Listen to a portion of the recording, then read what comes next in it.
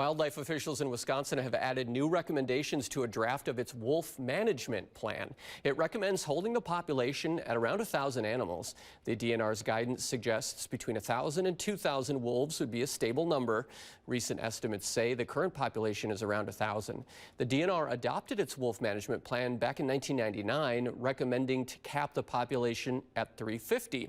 The newest version of the plan still doesn't set a hard population goal, only recommendations for when to reduce or let it grow.